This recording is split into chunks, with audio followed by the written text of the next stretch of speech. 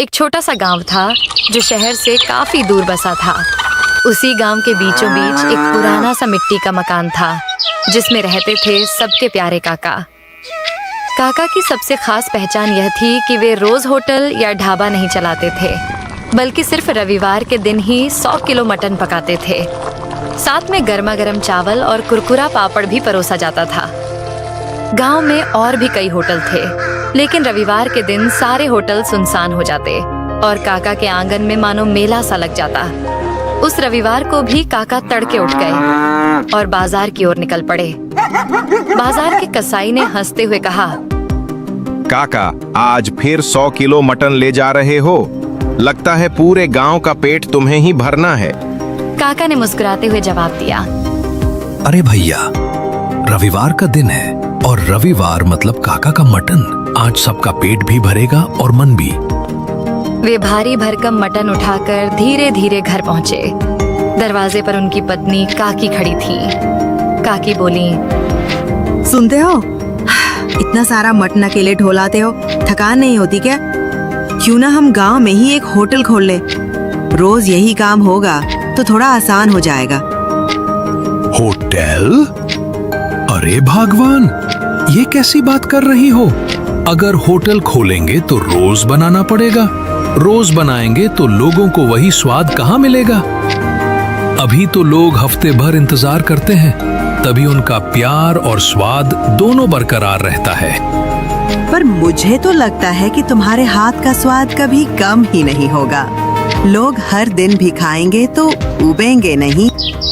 बस यही राज तो मैं किसी को नहीं बता सकता। ये स्वाद रविवार का ही है और रविवार का ही रहेगा। काका ने बड़ा सा लोहे का बर्तन रखा और नीचे लकड़ी का चूल्हा जला दिया। सबसे पहले उन्होंने खड़े मसाले, दालचीनी, लौंग, काली मिर्च, जीरा को सिलबट्टे पर पीसकर ताजा मसाला तैयार किया। फिर उसमें उनका गुप्त मसाला डाला, जिसकी खुशबू पूरे आंगन में फैल गई। करीब 2 घंटे तक मटन धीमी आंच पर पकता रहा। उधर दूसरी ओर बड़े भगोने में चावल उबल रहे थे और काकी कड़क पापड़ तल रही थी। काकी ने हंसते हुए कहा, अरे ये खुशबू तो मोहल्ले के कोने कोने तक पहुंच गई है। देखना, 12 बजते ही लोग उमड़ पड़ेंगे। लोगों के चेहरे पर जो चमक होती है ना, वही मेरे लिए सबसे बड़ी कमाई है। जैसे ही घड़ी ने 12 बजाए, लोग आने लगे।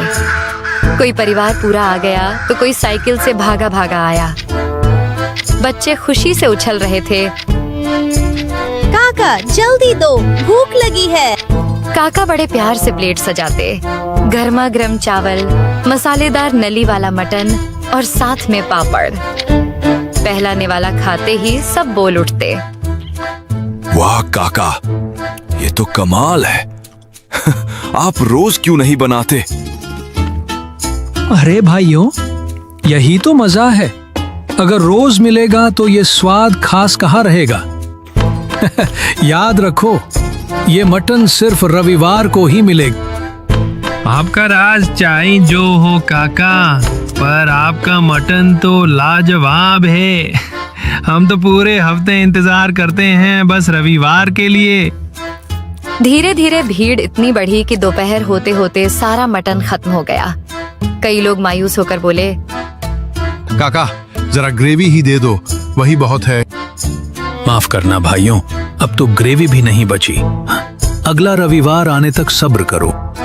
लोग निराश होकर पर मुस्कुराते हुए लौट जाते और कहते, ठीक है काका, फिर मिलेंगे अगले रविवार। रात को जब सब सन्नाटा हो गया तो काका और काकी खाट पर बैठे बातें कर रहे थे। काकी बोली, तुम सच में बहुत अच्छा मटन बनाते हो। क्यों न हम सचमुच एक होटल खोल लें? लोग रोज आएंगे। भगवान अगर रोज बनाएंगे तो ये स्वाद अपना जादू खो देगा। स्वाद का असली मजा इंतजार में है। शायद तुम सही कहते हो, पर मुझे पूरा यकीन है कि तुम्हारे हाथ का स्वाद कभी भी लोगों के दिल से नहीं निकलेगा। इतना कहकर दोनों ने रात की शांति में मुस्कुराते हुए नींद की ओर कदम बढ़ाए।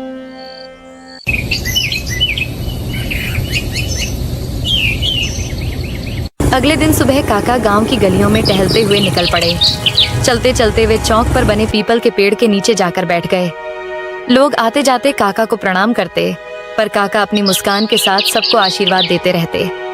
इतने में एक नौजवान उनके पास आया और बोला, काका, आप यहाँ अकेले बैठे हो? अगर समय हो तो मेरे साथ चलो। मेरा एक छोटा सा ठेला है जहाँ मैं चिकन करी बनाता हूँ। चाहता हूँ कि आप मेरे चिकन का स्वाद लेकर बताओ उसमें क्या कमी है। अरे भैया, ये तो और भी अच्छा है। यहाँ यूं ही बैठने से तो अच्छा है तुम्हारा चिकन चख लिया जाए। चलो दिखाओ अपना हुनर। दोनों उसके ठेले पर पहुंचे। लड़के ने जल्दी जल्दी गर्मागर्म चिकन करी और चावल की प्लेट सजाई और काका के सामने रख दी। काका ने पहला निवाला लिया, कुछ देर चबाया और फिर बोले, देख बेटा, तुम्हारा चिकन ठीक है पर इसमें जान नहीं है। लड़का हैरानी से बोला, जान नहीं है काका, मैं तो ताजा मसाले डालता हूँ। बात मसालों की नहीं है, तुम चिकन को मैरिनेट करते हो क्या? नहीं काका, मैं तो सीधे पका देता। यही तो कमी है। अगर चिकन में स्वाद लाना है तो पहले उसे 30 मिनट नींबू, अदरक लहसुन का पेस्ट और थोड़ा गरम मसाला लगाकर मैरिनेट करो। जब वो मसाले में घुल मिल जाएगा तभी असली स्वाद आएगा। फिर पकाना, देखना लोग बार बार मांगेंगे। धन्यवाद काका, कल से मैं जरूर ऐसा ही करूंगा। काका हंसते हुए वहां से आगे बढ़ गए। थोड़ी दूर जाकर वे अपने पुराने मित्र रामलाल के घर पहुंचे। रामलाल बरामदे में खाट पर बैठे थे। काका मजाक में बोले, अरे भाई, तुम तो दिन ब दिन बूढ़े होते जा रहे हो। हाँ यार, बूढ़ा तो हो ही रहा हूँ। लेकिन तू बताओ, तू इतना जवान कैसे दिखता है? कहीं कोई राज तो नहीं छुपा रखा? काका ने ठाका लगाते हुए कहा, राज है तो सही, पर बता दूं तो तू भी जवान हो जाएगा। फिर गांव वाले हम दोनों को देख हैरान रह जाएंगे। दोनों जोर जोर से हंसने लगे। काका ने प्यार से कहा, देख भाई, कभी रविवार को घर आ जाया कर, तुझे अपना बेहतरीन मटन खिलाऊंगा। हाँ यार, मैंने भी बहुत तारीफ सुनी है तुम्हारे मटन की। एक दिन जरूर आऊंगा। थोड़ी देर बातें करके काका विदा लेकर अपने घर लौट गए।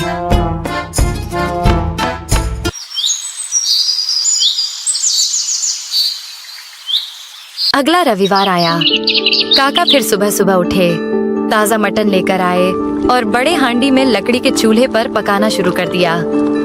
धीरे धीरे गरम मसालों और गुप्त मसाले की खुशबू पूरे गांव में फैल गई। दोपहर के 12 बजते ही गांव वाले जमा हो गए। जैसे ही पहली प्लेटें परोसी गईं, सबके चेहरे खिल उठे।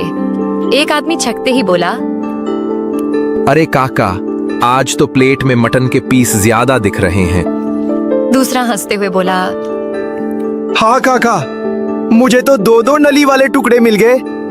काका ने मुस्कुराते हुए कहा, अरे भाइयों, आज मैंने जानबूझकर सबको थोड़ा ज्यादा दिया है। लोग हैरान होकर बोले, पर काका, आज ऐसा क्या खास है? काका ने मुस्कुराते हुए कहा, आज की ही तारीख को मैंने पहली बार रविवार का मटन बनाना शुरू किया था, तो समझ लो ये हमारी सालगिरह है। उसी खुशी में आज सबको दुगना मटन मिलेगा। गांव वाले खुशी से झूम उठे और खाने में डूब गए। थोड़ी देर में वे लोग भी आ पहुंचे जो पिछले रविवार को रह गए थे। काका ने उन्हें भी प्लेटें सजाकर दी। वे चाव से खाने लगे और बोले, वाह काका, इंतजार तो बहुत लंबा था, पर आज तो 2 गुना स्वाद मिला। भीड़ में एक नया चेहरा भी था। साफ कपड़े पहने, थोड़ा शहरनुमा अंदाज वाला आदमी। उसने काका की थाली खाई और फिर धीरे से बोला, काका, अगर आप मुझे ये रेसिपी बता दो तो मैं आपको जितना कहो उतने पैसे देने को तैयार हूँ। काका ने भौहें चढ़ाते हुए पूछा, अरे भाई, तुम कौन हो? आज पहली बार देख रहा हूँ। मैं शहर में बड़ा होटल चलाता हूँ। तुम्हारे मटन की चर्चा सुनी थी, इसलिए यहाँ चला आया। अगर ये रेसिपी मिल जाए तो मेरे होटल का धंधा दुगना हो जाएगा। काका शांत होकर बोले, मान लो कि मैं तुम्हें ये बता भी दूं तो भी तुम्हें वही स्वाद नहीं मिलेगा। वो हैरान होकर बोला, क्यों काका? स्वाद तो रेसिपी से आता है। नहीं भाई, स्वाद सिर्फ मसालों से नहीं आता। ये मटन धीमी आंच पर चूल्हे में पकता है घंटों तक।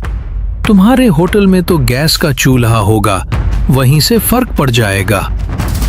वो आदमी जिद पर अड़ गया। फिर भी बता दो काका, मैं तुम्हें खूब पैसे दूंगा। पैसों से स्वाद नहीं बिकता। अगर कभी मुझे अपना राज बताना होगा तो मैं अपने गांव वालों को बताऊंगा, तुम्हें नहीं।